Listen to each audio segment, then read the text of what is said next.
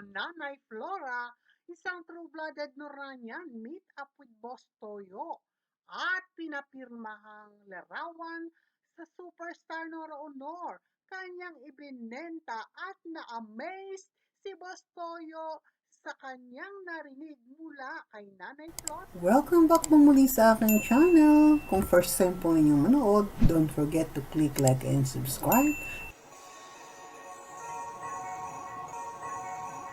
Bilib na bilib nga si Boss Toyo kay Nanay Flora dahil sa pagiging true-blooded Noranian at ayon naman sa kay Nanay Flora, napakabait ni Ate Guy kaya ito'y kanyang hinangaan. At si Boss Toyo mismo ay nagnanais ding makadaupalad si Ate Guy, nanawagan pa siya.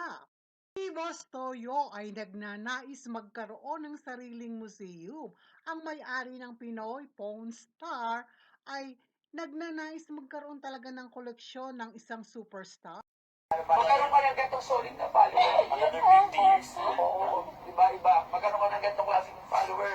Naku po, talagang hindi.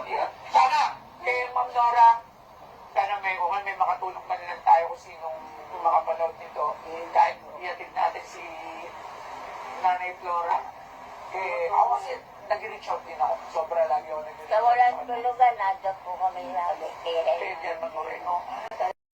Walang pagsidlan sa tuwa si Boss Toyo.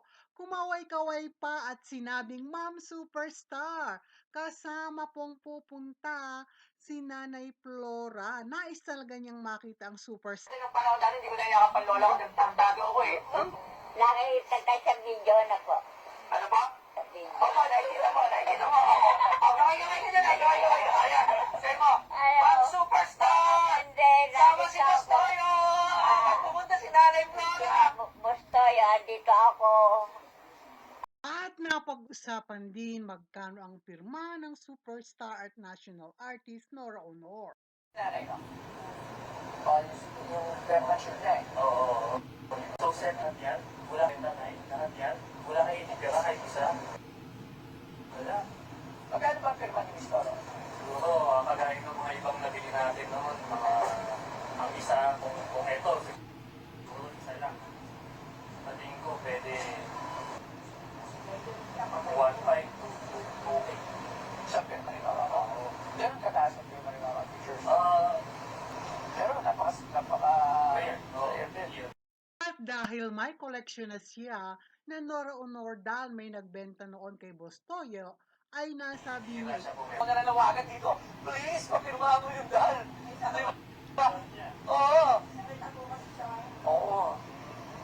sa kabuuan ng pagkapunta ni Nanay Flora kay Boss Toyo ay naging mabunga at natulungan siya nito. At muli, tulad ng kanyang sinabi, ang superstar ay napakamatalino. Akalain mo ba na ang kanyang mga pinirmang larawan ay magdudulot muli ng biyaya kay Nanay Flora? Yan po ang viral news ngayon. Ang Nanay Flora nagpunta kay Boss Toyo para sa larawang pirmado ng superstar. Huwag po nating kalimutan that life is beautiful. Ask and it will be given to you. Prayer works. Always pray for each and every one of us. Lahat po tayo ay laging magpuri sa Panginoon.